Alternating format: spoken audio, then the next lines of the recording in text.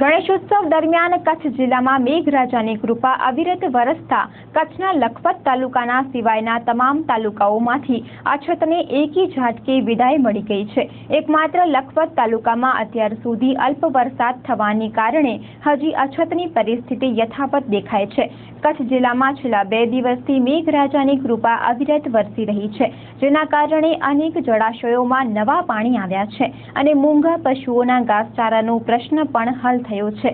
કચ્છ જિલ્લાના કુલ વરસાદની આંકડાકીય માહિતીને જોતા અબડાસા તાલુકામાં 113 મિલીમીટર, અંજારમાં 270, ભચાઉમાં 264 મિલીમીટર, ભુજમાં 188 મિલીમીટર, ગાંધીધામમાં 232, લખપતમાં 88, માંડવીમાં 362, મુન્દ્રામાં 358 મિલીમીટર, નખત્રાણામાં 204 અને રાપરમાં 135 મિલીમીટર વરસાદ થઈ ગયો છે અને હજી ભુજ તાલુકામાં અને લખપત તાલુકામાં આજે મેઘરાજાની કૃપા ચાલુ રહી હતી।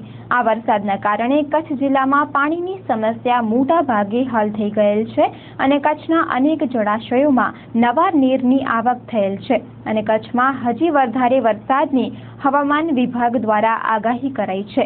આ અંગે મહેસૂલ વિભાગ દ્વારા ખડા કરાયેલા કંટ્રોલ રૂમ પરના ફરજ પરના અધિકારીએ ચંચળ ન્યૂઝ સાથે વાત કરી હતી। અને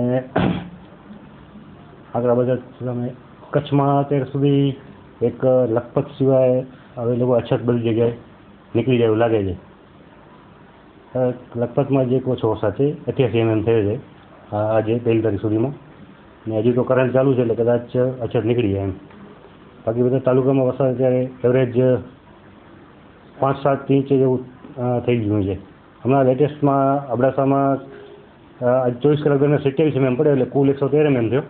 અંજારમાં 1 mm પડ્યો આજે સવાર સુધીમાં એટલે ટોટલ 270 mm થયો। ભચાઉમાં 247 હતો, એમાં 17 પડ્યો આજ 24 કલાકમાં એટલે 264 mm। ભુજમાં 175 mm હતો અને 13 mm 24 કલાકમાં પડ્યો છે એટલે 188 mm થયો।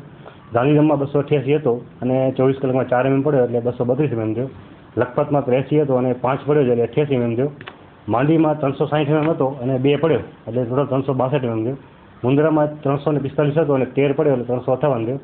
નખત્રાણામાં 186 હતો અને 18 પડ્યો એટલે 204 mm, અને રાપરમાં 127 હતો અને 8 પડ્યો છે અને 135 mm આવો વરસાદ 10 તાલુકામાં પડ્યો છે। 10 વાગ્યા સુધીમાં ભુજમાં જ 1 mm પડ્યો, લખપતમાં 1 mm પડ્યો છે, બાકી બધા તાલુકામાં નીલ માહિતી છે।